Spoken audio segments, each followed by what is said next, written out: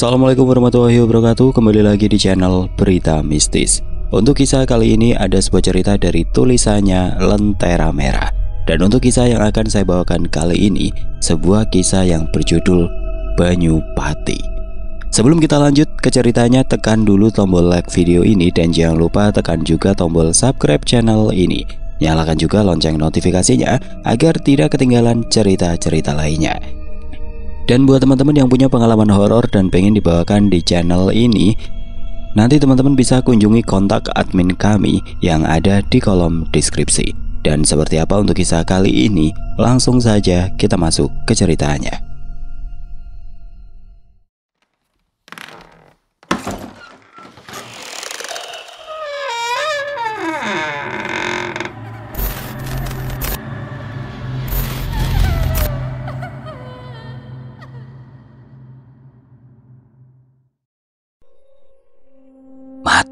Mati gue Cahayu.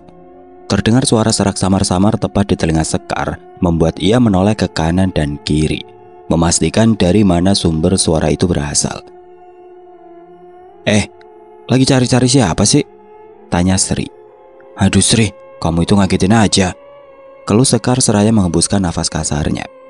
Maaf, lagian kamu kayak orang kebingungan dari tadi aku lihat. Ada apa sih? Tanya Sri sembari menyodorkan satu bungkus somai titipan Sekar. Entah ya Sri, kayaknya beberapa hari ini aku sering halusinasi deh.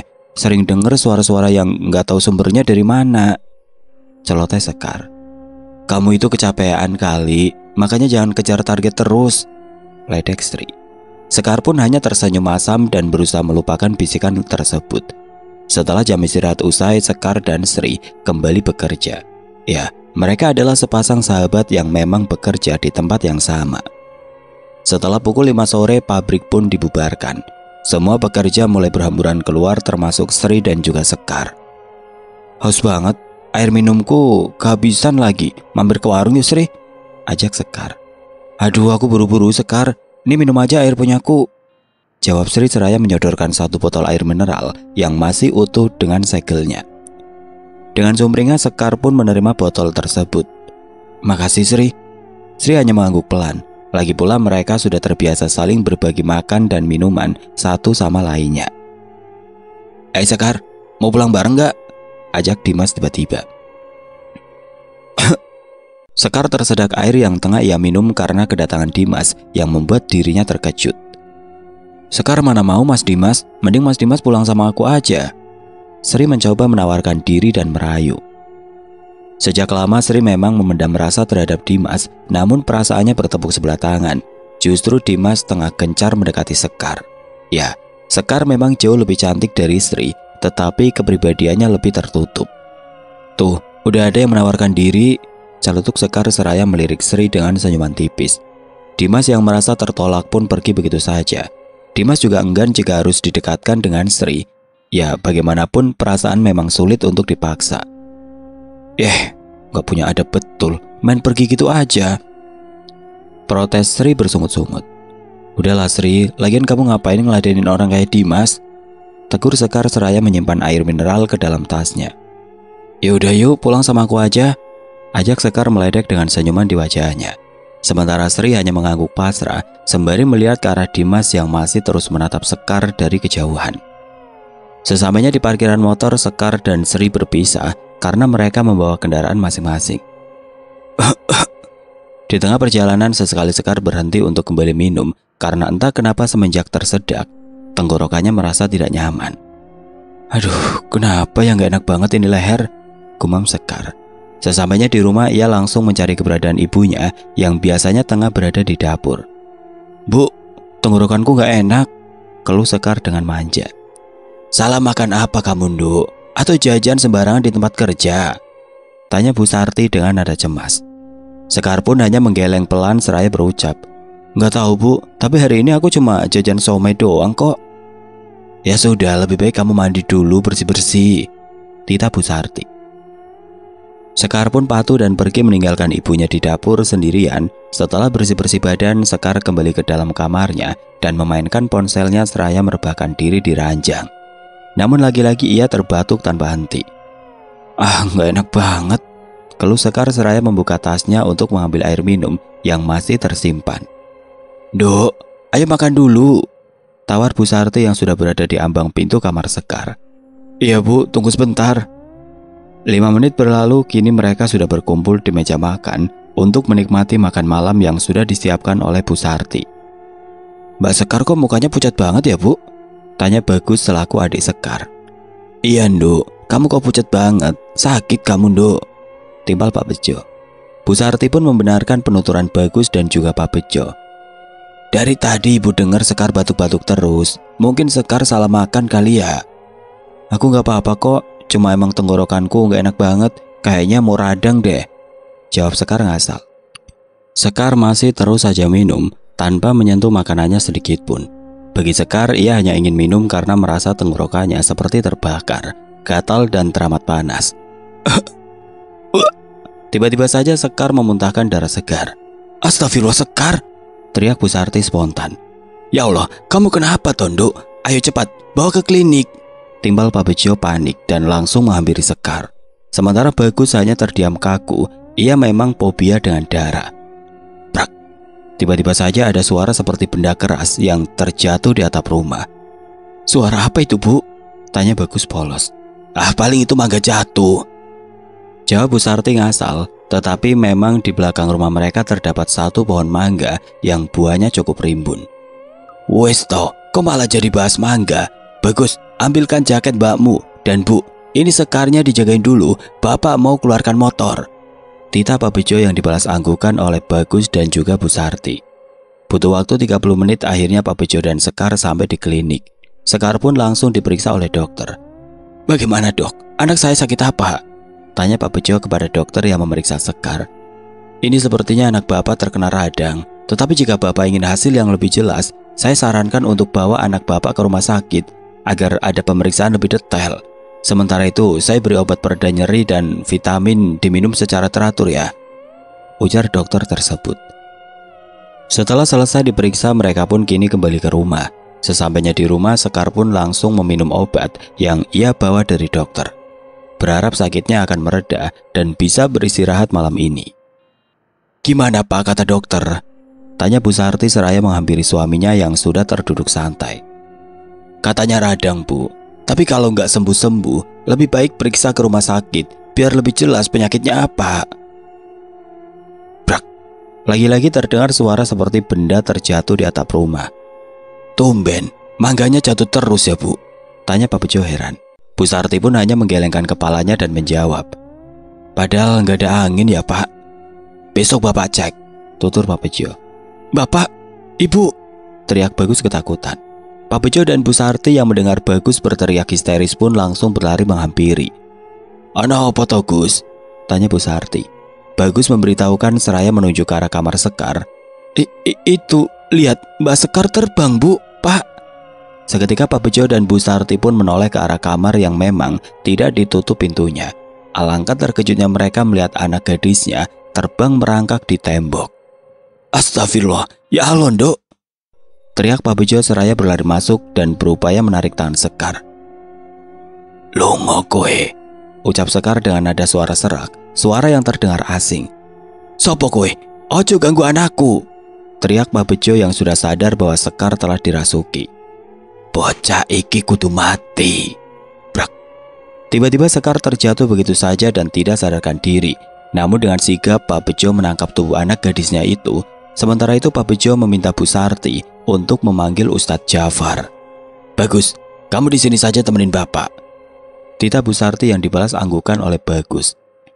Bu Sarti dengan keadaan cemas berlari menuju rumah Ustadz Jafar dan berharap Ustadz Jafar berada di rumah saat ini, karena biasanya beliau sangat sibuk dan jarang berada di rumah. "Ya Allah Gusti, lindungi anak-anakku, lindungi keluargaku."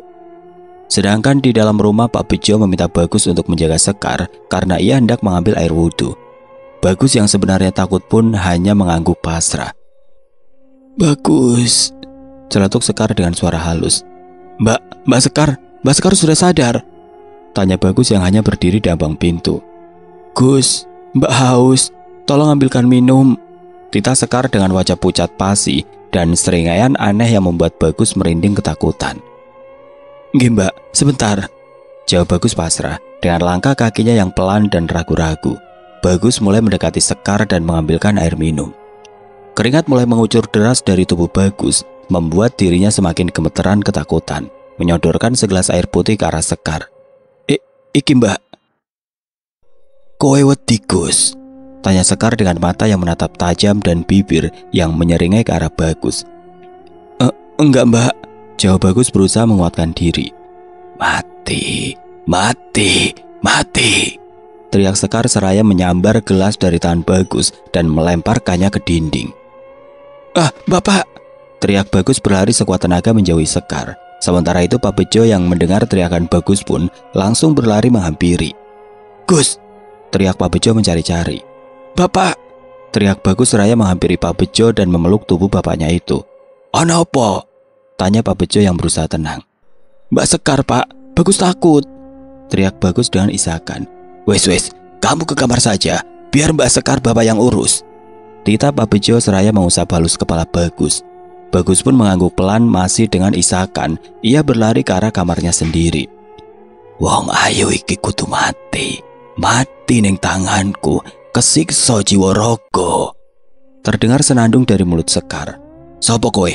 Arep apa kowe ganggu anak wadonku?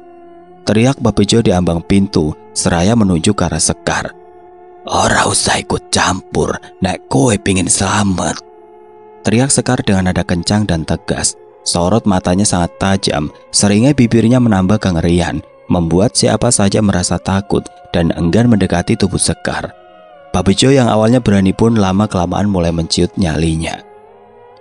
Di tempat lain, Bu Sarti yang susah payah menemui Ustadz Jafar pun harus menelan kekecewaan karena rupanya Ustadz Jafar berada di luar kota dan baru pulang besok pagi. Nasib anakku piye?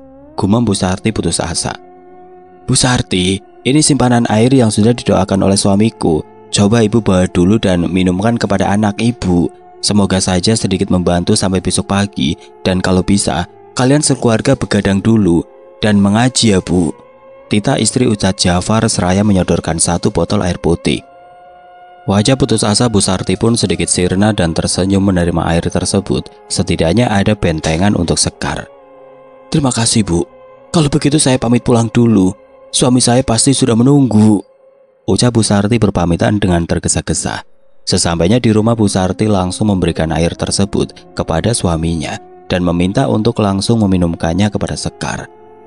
Namun alih-alih bisa terminum, justru Sekar semakin mengamuk dan membanting apa saja yang berada di dekatnya. Diminum dulu Nduk, ayo. Tita Pak Bejo yang berusaha menahan tangan Sekar, dan sementara itu Bu Sarti mencoba meminumkan air tersebut. Coy, tiba-tiba Sekar meludahi wajah Pak Bejo. Namun apa boleh buat, Pak Bejo tidak bisa marah karena itu bukan perlakuan Sekar yang sesungguhnya, melainkan roh yang merasuki tubuh anak gadisnya itu. Dengan susah payah akhirnya sedikit air tersebut mampu masuk ke dalam tenggorokan Sekar, dan seketika Sekar pun berteriak melengking lalu tidak sadarkan diri. Ya Allah Gusti, anakku. Isak Bu Sarti yang tidak tega melihat anak gadisnya seperti ini. Mana Ustadz Jafar bu? Tanya Pak Bejo seraya membetulkan tubuh Sekar dan menyelimutinya. Katanya besok pagi baru pulang pak. Tadi istri Ustadz Jafar pun menyarankan supaya kita malam ini jangan tidur. Ajak Bagus untuk ambil wudhu, terus kita ngaji sama-sama di sini ya pak. Mendengar penuturan sang istri, Pak Bejo pun mengajak Bagus untuk mengambil air wudhu. Awalnya Bagus menolak dengan alasan takut mendekati Sekar. Namun sebagai bapak yang tegas, Pak Bejo pun berusaha meyakinkan Bagus bahwa semua akan baik-baik saja. Waktu pun berlalu, kini jam menunjukkan pukul 11 malam. Mereka bertiga masih dengan Al-Qur'annya masing-masing sampai bertemu adzan subuh. Sudah tidak ada gangguan. Sekar pun terlihat sudah tidak pucat seperti sebelumnya. Tidurnya pun tidak ada gangguan dan tenang. Pak, apa sakitnya Sekar ini bukan sakit biasa ya? Tanya Bu Sarti kepada suaminya itu. Bisa jadi bu, tapi bapak juga nggak tahu. Lagi pula siapa tahu Sekar hanya ketempelan biasa bu. Ibu ingatkan, waktu dulu Sekar seusia Bagus juga sering begini. Jawab Pak Bejo yang berusaha mengingat masa kecil Sekar. Ya, Sekar memang sedari kecil cukup peka dengan dimensi lain. Bahkan ia sering sekali kesurupan. Namun semenjak mata batinnya ditutup, Sekar sudah tidak pernah lagi ada gangguan atau melihat hal-hal mistis. Iya juga ya Pak, tapi ibu takut Sekar kenapa-napa, ujar Bu Sarti yang mencemaskan anak sulungnya itu. Sudah, kita banyak berdoa saja Bu. Lagi pula kita belum tahu apa sebenarnya yang terjadi. Kita tunggu Ustadz Jafar, jawab Pak Bejo. Pukul 9 pagi, Sekar yang baru saja terbangun dari tidurnya merasa kebingungan karena kondisi kamarnya yang berantakan dan merasakan sakit di sekujur tubuhnya. Kok kamarku berantakan begini? Gumam Sekar. Ia pun turun dari ranjang dan mencoba mencari keberadaan kedua orang tuanya. Bu, panggil Sekar yang tiba-tiba sudah berada di belakang Bu Sarti. Bu Sarti yang kala itu tengah fokus membuat jamu pun terkejut melihat anak gadisnya sudah berada di belakang tubuhnya. Astagfirullah, Nduk, kamu kok ngagetin saja? Keluh Bu Sarti seraya mengusap dadanya. Maaf Bu, habis aku cari-cari ibu nggak ada, taunya ada di sini. Bapak mana? Tanya Sekar seraya celingukan. Itu bapak lagi ngobrol sama Ustadz Jafar di ruang tamu, jawab Bu Sarti seraya menyodorkan secangkir jamu buatannya untuk langsung Sekar minum. Tanpa bertanya, Sekar pun hanya menurut saja dan meminum habis jamu tersebut dan memberikan kembali gelas yang sudah kosong pada ibunya. Bu, kok kamarku berantakan? Tanya Sekar yang baru saja ingat mengenai kamarnya. Dengan wajah yang berusaha tenang pun Bu Sarti menjawab. Iya Nduk, semalam ibu sama bapak dengar suara tikus di kamarmu, tapi dicari-cari gak ketemu. Tapi kok ya kamu susah sekali dibangunkan dan ibu belum sempat membereskan. Oh gitu, tapi badanku juga sakit semua Bu, keluh Sekar. Namun lagi-lagi Bu Sarti berusaha meyakinkan bahwa sakit yang ia rasa disebabkan oleh tenggorokannya yang bermasalah. Itu sebabnya Bu Sarti memberikan Sekar jamu. Di sisi lain, Pak Bejo masih serius membahas persoalan Sekar kepada Ustadz Jafar. Terus harus gimana Ustadz? Tanya Pak Bejo cemas. Serahkan semua sama yang di atas Pak Bejo. Gak perlu risau ataupun takut. Lakukan hal-hal yang tadi saya arahkan. Insya Allah semuanya akan baik-baik saja, jawab Ustadz Jafar. Saya pamit pulang dulu. Kalau Sekar seperti kemarin lagi, langsung panggil saya saja, ucap Ustadz Jafar yang dibalas anggukan oleh Pak Bejo. Sepertinya Ustadz Jafar, Pak Bejo pun menghampiri istrinya yang rupanya sudah ada Sekar yang tengah bergelendotan bak anak kecil seperti merengek meminta sesuatu. Tidak terasa mata Pak Bejo pun berkaca-kaca. Anak yang dibesarkan dengan kasih sayang kini harus menderita karena ulah seseorang yang keji. Bapak kok ngelamun di situ? Tanya Sekar yang melihat keberadaan bapaknya. Gak apa-apa Nduk. Kalau lihat kamu gelendotan sama ibunya kok yo, bapak merasa kamu cepat sekali besar, tutur Pak Bejo seraya mendekati anak istrinya. Bapak, masa iya aku harus kecil terus ya Bu? Celoteh Sekar yang dibalas senyuman oleh Bu Sarti. Oh ya, jam berapa ini? Kok aku belum mandi? Mau siap-siap berangkat? Celoteh Sekar yang baru tersadar dengan waktu. Kamu hari ini libur Nduk. Tadi ibu sudah minta tolong Sri buat kirim surat sama atasanmu, ucap Bu Sarti seraya mengelus kepala Sekar.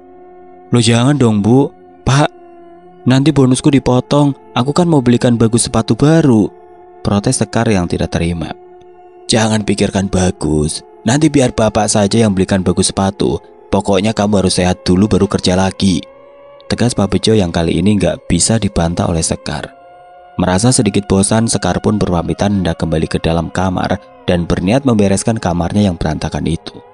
Di sela-sela kesibukannya, ia pun tiba-tiba kembali merasakan tenggorokannya teramat sakit, sehingga membuat Sekar menghentikan aktivitasnya itu. Ya Allah, sakit banget sih ini, keluh Sekar seraya mencoba meminum air yang berada di dekatnya. Alhamdulillah, batin Sekar. Duh, ayo melu aku. Dek. Lagi-lagi Sekar mendengar bisikan-bisikan suara aneh yang entah berasal dari mana. Terkadang ia merasa seperti tengah berhalusinasi, tapi terasa sangat nyata. Bu, teriak Sekar berusaha memanggil orang tuanya. Ia merasa ada yang tidak beres dengan dirinya. Mulai dari sakit yang mendadak, bisikan-bisikan aneh yang terus terngiang-ngiang di telinganya. Mendengar teriakan sang anak, Bu Sarti dan Pak Bejo pun sigap menghampiri Sekar. Ada apa, Nduk? Tanya Bu Sarti cemas. Bu, aku takut. Tadi aku dengar suara bisikan begitu, keluh Sekar. Suara apa, Nduk? Tanya Pak Bejo penasaran. Sekar pun menceritakan bahwa beberapa hari ini ia seperti mendengar bisikan-bisikan aneh yang entah datangnya dari mana. Bisikan tersebut beberapa kali sering muncul tepat seperti di samping telinga Sekar, sangat dekat. "Duk, Bapak boleh tanya?" tanya Pak Bejo sedikit ragu. "Bapak mau tanya apa?" jawab Sekar dengan wajah penasaran. Dengan hembusan nafas berat, Pak Bejo pun terduduk tepat di samping Sekar dengan berkata, "Di tempat kerja, apa ada yang tidak suka sama kamu?" Sekar pun menggelengkan kepalanya seraya menjawab, "Nggak ada deh Pak kayaknya. Kok Bapak tanya begitu?" "Nggak apa-apa, Nduk," timpal Bu Sarti seraya memberikan kode kepada suaminya. Ya sudah, kamu istirahat aja, Nduk. Kalau dengar suara-suara aneh lagi, kamu banyak-banyak istighfar aja ya," titah Pak Bejo mengarahkan. Sekar pun hanya membalas dengan anggukan. Bu Sarti yang dilanda penasaran pun langsung menarik pelan tangan suaminya itu untuk menjauhi bilik Sekar. Mereka berdua memasuki kamar pribadinya dan duduk di hadapan di tepi ranjang. "Pak, sebenarnya Ustadz Jafar bilang apa sama Bapak?" tanya Bu Sarti. Pak Bejo pun mulai menceritakan penuturan dari Ustadz Jafar, di mana beliau memberitahu bahwa Sekar ada yang mengganggu, bukan roh penasaran atau ketempelan biasa, tetapi ada yang mengirim teluh kepada Sekar dan berniat membunuh Sekar dengan teluh tersebut. Mendengar penjelasan tersebut, Bu Sarti menengadah tidak percaya anak kesayangannya ada yang berusaha mencelakai. "Makanya tadi Bapak tanya sama Sekar, barangkali di tempat kerja ada yang gak suka sama Sekar, Bu," jelas Pak Bejo. "Ya Allah, terus piye Pak? Ustadz Jafar kasih tahu nggak sopo sing kirim telu iku?" tanya Bu Sarti dengan wajah yang masih teramat cemas dan ketakutan. Pak Bejo hanya menggelengkan kepalanya. Ia menjelaskan bahwa Ustadz Jafar tidak bisa memberitahukan siapa yang mengirim telu tersebut karena belum terlihat dengan jelas. "Nanti malam kita ngaji lagi, Bu, bareng-bareng. Takutnya ada kejadian seperti sebelumnya," titah Pak Bejo seraya menyentuh pundak istrinya. Dengan wajah pasrah, Bu Sarti pun hanya mengangguk pelan. Tidak terasa waktu sudah menunjukkan pukul 5 sore. Seperti biasa, Bu Sarti pun tengah sibuk membuat menu untuk makan malam sementara Sekar masih beristirahat di dalam biliknya. "Tak tak tak. Assalamualaikum." "Waalaikumsalam," jawab Pak Bejo seraya membukakan pintu utama. Sri, sudah pulang kerja kamu, Sri?" tanya Pak Bejo yang memang sudah cukup akrab dengan sahabat anaknya itu. "Sudah dong Pak, tadi aku izin pulang lebih awal, pengen tahu kabarnya Sekar," jawab Sri seraya menyodorkan tangan dan mencium tangan Pak Bejo.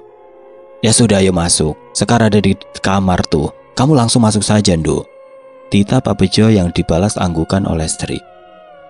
Tanpa risih, Sri pun masuk dan langsung menuju ke arah kamar Sekar. Ceklek. "Sekar!" teriak Sri membangunkan Sekar yang sebelumnya tengah memejamkan mata. "Astaga Sri, kamu loh, datang-datang bikin orang jantungan aja." Habisnya kamu Sekar, mentang-mentang lagi sakit jam segini masih tidur aja," tegur Sri yang dibalas senyuman masam dari wajah Sekar. "Kok kamu jam segini udah sampai sini aja Sri? Jangan bilang kamu izin cuma karena mau nengokin aku," tanya Sekar yang tentunya dibalas anggukan oleh Sri. "Habis aku khawatir loh, apalagi waktu ibu menelpon aku bilang kalau kamu sakit ya, aku jelas cemas lah," gerutu Sri yang langsung dibalas pelukan hangat oleh Sekar. "Kamu emang sahabat terbaikku Sri, tapi lain kali gak perlu begini. Eman sama bonusmu nanti kena potong gara-gara aku," timpal Sekar seraya melepaskan pelukannya dari tubuh Sri.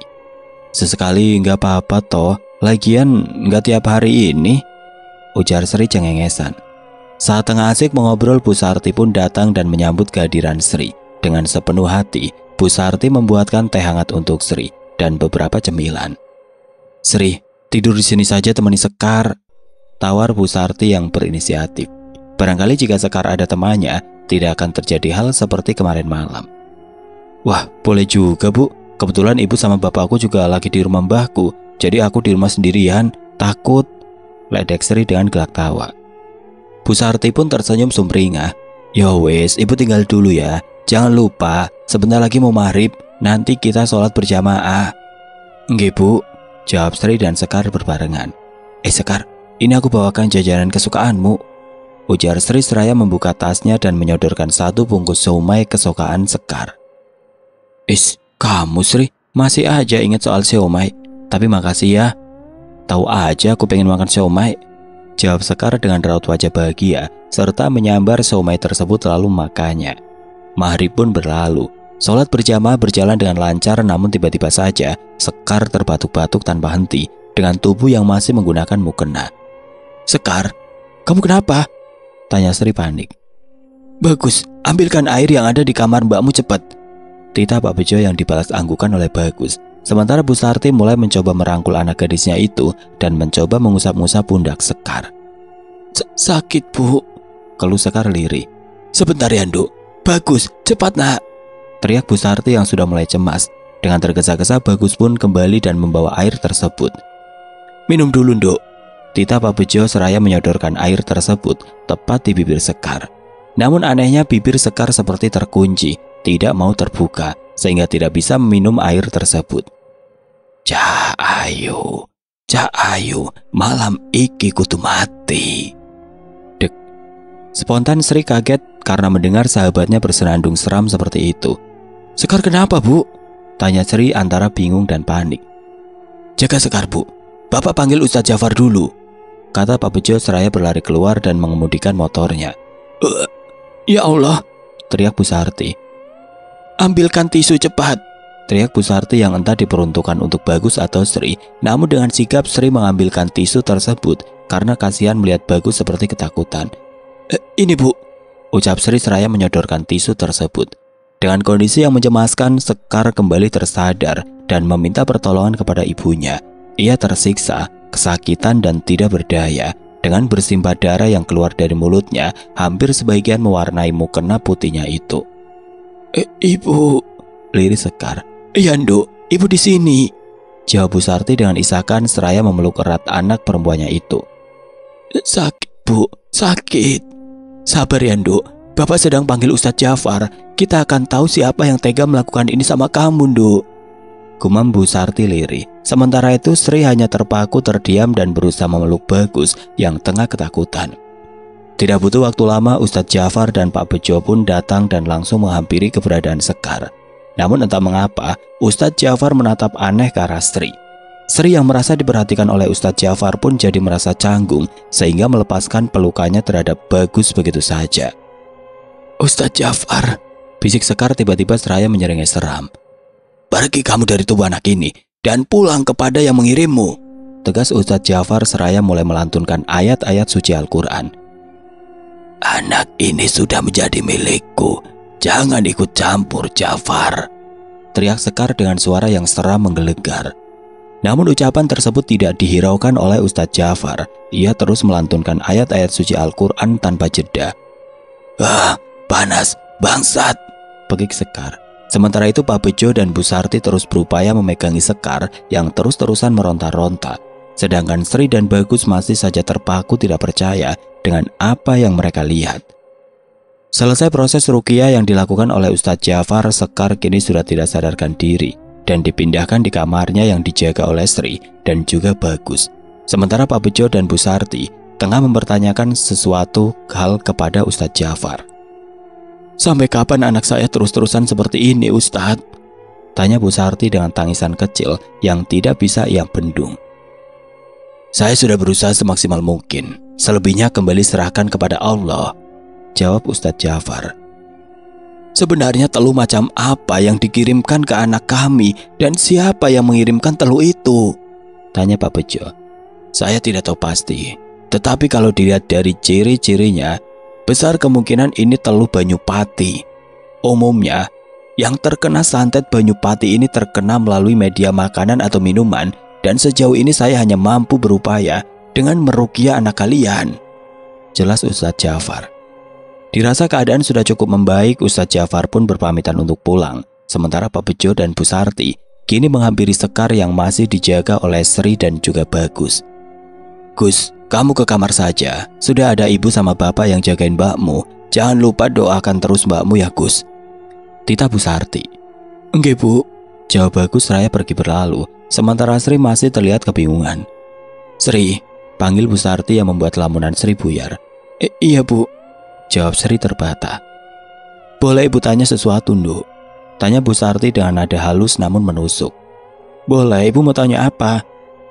"Akhir-akhir ini ada nggak di tempat kerja atau di mana Sekar menerima makanan atau minuman dari orang lain?" Tanya Bu Sarti dengan nada serius. Ibu tahu betul kepribadian anak ibu. Sekar paling tidak bisa menerima makanan atau minuman dari orang lain kecuali kamu, Sri. Tegas Bu Sarti. Bu, Sekar memang tidak pernah menerima makanan atau minuman dari siapapun, jawab Sri terbata-bata. Lalu? Tanya Pak Bejo yang sudah mulai paham kemana arah pembicaraan ini. Anak ibu salah opo sama kamu, Sri, sampai kamu tega perlakukan Sekar seperti ini. Celetuk Bu Sarti tidak menyangka. Sudah sangat jelas bahwa yang mengirim Telu Banyupati ini adalah Sri, karena Sekar tidak akan menerima makanan atau minuman dalam bentuk apapun kecuali dari Sri. Namun Sri terus mengelak dan menyangkal. Ia merasa dirinya tidak pernah melakukan hal sekeji itu. Sementara di sisi lain Pak Bejo hanya terdiam, berusaha mencerna segalanya. Tapi bukan aku, Bu. Bukan aku yang ngirim telu itu. Sri terus berupaya membela diri. Karena merasa kecewa, Bu Sarti pun mengusir Sri saat itu juga. Ia tidak sudi melihat wajah Sri, wajah manusia yang tega menyakiti anak sulungnya itu, dan dengan terpaksa Sri pun pergi malam itu juga. Ibu gak nyangka, Pak. Sri kok setega itu sama Sekar. Apa salah Sekar? Raco Bu Sarti tidak ada hentinya. Bu, seharusnya ibu jangan menuduh Sri sembarangan. Iya kalau Sri yang melakukan. Kalau tidak gimana? Tegur Pak Bejo. Bapak lupa sama apa yang dibilang Ustadz Jafar. Udah jelas loh, Pak, hardik Bu Sarti.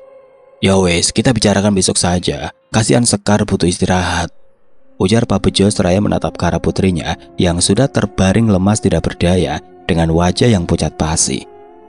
Malam itu berlalu cukup panjang dan melelahkan. Hari demi hari telah berlalu. Pak Bejo dan juga Bu Sarti telah berupaya semaksimal mungkin untuk mengobati Sekar. Namun semakin hari bukannya membaik. Kondisi Sekar kian memburuk. Tubuhnya mulai kurus, yang tersisa hanya tulang dan kulit. Sementara rambutnya rontok parah, hampir menghabiskan seluruh rambut yang Sekar miliki. Harta benda pun sudah habis-habisan untuk pengobatan kesana kemari. Kini Pak Bejo dan Bu Sarti hanya pasrah, dan setelah kejadian malam itu, Sri pun tidak lagi terlihat batang hidungnya. Bu, panggil Sekar dengan suara teramat lirik. Bu Sarti yang memang kebetulan berada di samping Sekar pun langsung mendengar panggilan dari anaknya itu dan menjawab. Ngendo, Sekar butuh apa? Bu, aku sudah nggak tahan, keluh Sekar seraya terisak. Ya Allah, Nduk, yang kuat, Nduk. Sekar pasti sembuh, ibu yakin itu, jawab Bu Sarti, berusaha menguatkan walaupun ia sendiri teramat rapuh. Tiba-tiba saja tubuh Sekar kejang-kejang, matanya membelalak menatap ke arah plafon kamarnya. Bu Sarti yang terkejut pun berteriak memanggil-manggil Pak Bejo dan juga Bagus. Pak, cepat panggil Ustadz Jafar. Dengan sigap Pak Bejo pun langsung pergi menuju rumah Ustadz Jafar. Sementara Bagus hanya terpaku di ambang pintu. Gus, bantu ibu, titah Bu Sarti yang dibalas anggukan oleh Bagus. Bagus berupaya memegangi kaki Sekar yang hanya tinggal tulang, sementara Bu Sarti berusaha memegangi tangan Sekar. Namun kejangnya semakin menjadi, bahkan tubuh Sekar mendadak dingin seperti mayat. Brak, brak, brak. Beberapa kali terdengar seperti benda jatuh di atap rumah. Ditambah angin datang mendadak cukup besar, membuat suasana semakin mencekam. Sementara di sisi lain Pak Bejo yang berusaha ke rumah Ustadz Jafar pun tiba-tiba mengalami kendala ban sepeda motornya yang bocor. Ya Allah Gusti, gerutu Pak Bejo putus asa. Karena merasa terburu-buru, Pak Bejo pun memilih untuk meninggalkan sepeda motornya dan berlari menuju rumah Ustadz Jafar. Beruntungnya Ustadz Jafar berada di rumah dan langsung bergegas kembali ke rumah Pak Bejo dengan menggunakan motor milik Ustadz Jafar. Di sisi lain, Bagus yang sudah kewalahan pun mengeluh kepada ibunya karena merasa Sekar mempunyai tenaga yang cukup kuat untuk meronta-ronta. Bu, Bagus sudah nggak kuat lagi, Bu, keluh Bagus dengan tangan yang masih memegangi kaki mbaknya itu. Sabar Gus, seenggaknya tunggu sampai bapakmu pulang, jawab Bu Sarti. Namun naas tiba-tiba saja Sekar mengeluarkan darah yang berwarna hitam pekat dari mulut dan hidungnya. Cukup banyak dan tubuh Sekar pun terdiam. Suasana mendadak sunyi, tidak ada lagi suara angin ribut, tidak ada lagi suara benda jatuh di atap rumah, dan kini Sekar terdiam kaku dengan kondisi mata yang masih membelalak menatap ke arah atas. Sedangkan hidung dan mulutnya terus mengeluarkan darah berwarna hitam pekat. Nduk, Sekar, panggil Bu Sarti berupaya menggoyang-goyangkan tubuh Sekar, namun tidak ada reaksi apapun. Sekar, teriak Bu Sarti terisak. Pak Bejo dan Ustadz Jafar yang baru sampai di teras rumah pun langsung berlari menghampiri keberadaan Bu Sarti. Alangkah terkejutnya Pak Bejo yang melihat putri kesayangannya sudah terbujur kaku mengenaskan. Sedangkan Ustadz Jafar mencoba mendekati tubuh Sekar dan mengecek kondisi denyut nadi. Innalillahi wa inna ilaihi rajiun. Sekar, anakku! Ishak Bu Sarti berteriak memanggil nama anaknya itu serta mendekap erat tubuh Sekar. Ia tidak menyangka akan berakhir seperti ini, sementara Pak Bejo hanya terpaku di ambang pintu, seraya meneteskan air matanya. Bu, Mbak Sekar kenapa, Bu? Tanya Bagus memastikan. Namun Bu Sarti tidak memperdulikan pertanyaan Bagus. Ia terus meraung memeluk jasad anaknya. Bapak! Teriak Bagus berlari ke arah bapaknya dan memeluk erat tubuh Pak Bejo. Malam itu malam yang memilukan bagi keluarga Pak Bejo. Anak gadis satu-satunya yang mereka miliki kini telah tiada dengan mengenaskan. Upayanya selama ini tidak membuahkan hasil. Sementara mungkin pelaku utama tengah tersenyum merasa menang. 1 minggu setelah kepergian Sekar, Bagus yang tengah membersihkan kamar Sekar pun tanpa sengaja melihat ponsel milik almarhum mbaknya itu. Ia coba mengecek ponsel dan rupanya ada beberapa pesan yang masuk. Mbak Sri, gumam Bagus membaca kontak pesan masuk beberapa hari yang lalu, rupanya dari Sri. Bagus yang hati-hati menoleh ke arah kanan dan kiri berupaya menghubungi Sri untuk memberitahukan bahwa Sekar sudah tiada. Entah mengapa Bagus tidak percaya jika Sri yang mengirim teluh tersebut. Di sisi lain Sri yang galau di dalam kamarnya pun mendadak sumringah melihat pesan masuk dari Sekar. Namun tiba-tiba mata Sri membelalak membaca isi pesan tersebut. Yang rupanya Baguslah yang mengirim pesan dan memberitahukan bahwa Sekar sudah meninggal dunia seminggu yang lalu. Ya Allah, Sekar! Pekik Sri tidak menyangka. Ia pikir Sekar akan sembuh, namun ternyata justru Sekar sudah tiada. Sedari kejadian malam itu sebetulnya Sri ingin sekali menemui Sekar, namun ia takut jikalau Bu Sarti masih salah paham terhadap dirinya.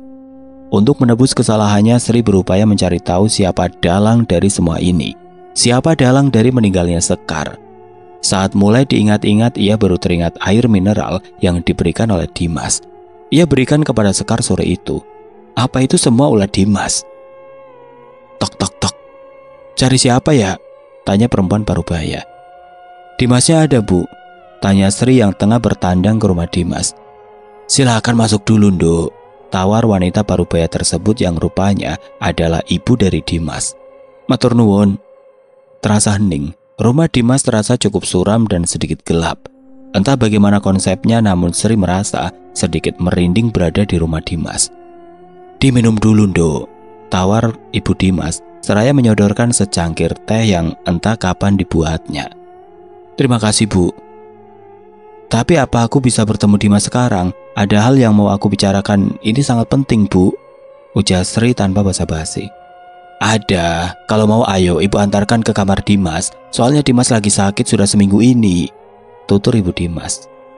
Pintu kamar pun terbuka dengan lebar. Di ranjang terdapat Dimas yang tengah terbaring seorang diri.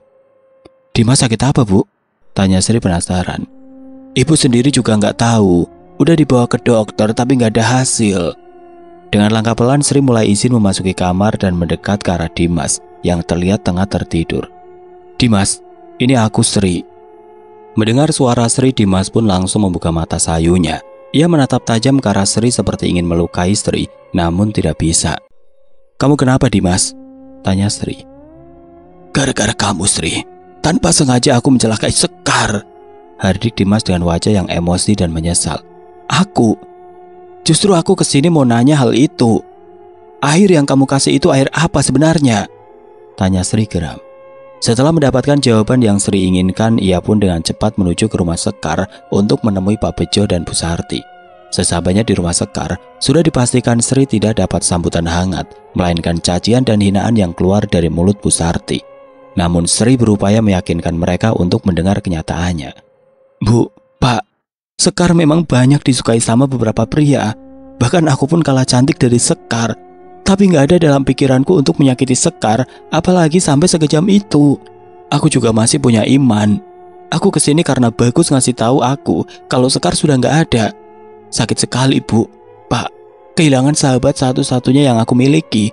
Tetapi aku kesini juga ada maksud lain, jelas Sri dengan suara sedikit serak. Maafkan ibunya Sekar, Nduk. Kami juga sangat terpukul atas kepergian Sekar, ujar Pak Bejo. Namun Bu Sarti masih terus mendiami Sri. Sudah, gak perlu basa-basi. Onopo? Tegas Bu Sarti dengan wajah sinisnya. Sebelum aku kesini, aku sudah mendatangi pria yang selama ini menyukai Sekar. Sebenarnya aku juga menyukai pria tersebut. Ia bernama Dimas. Tapi Dimas memang menyukai Sekar dan aku gak mempermasalahkan itu semua.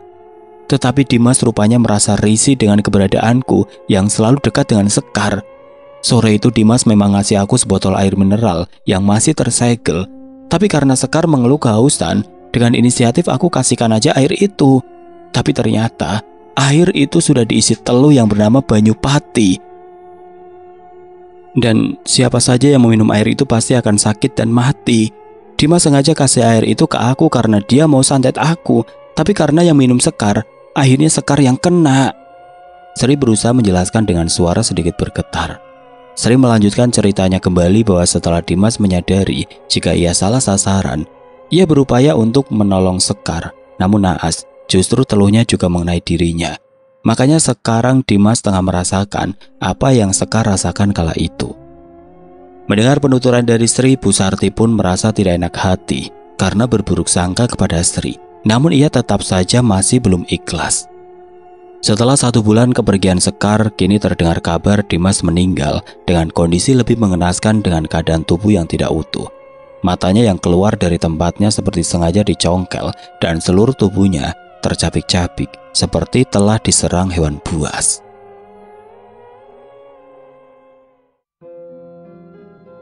Oke teman-teman, sekian untuk kisah kali ini. Bagaimana menurut kalian tentang kisah ini? Tulis komentar kalian di kolom komentar. Dan buat teman-teman yang baru bergabung, jangan lupa untuk like, komen, share, serta subscribe channel ini. Dan nantikan kisah-kisah horor berikutnya tetap di channel Berita Mistis. Wassalamualaikum warahmatullahi wabarakatuh.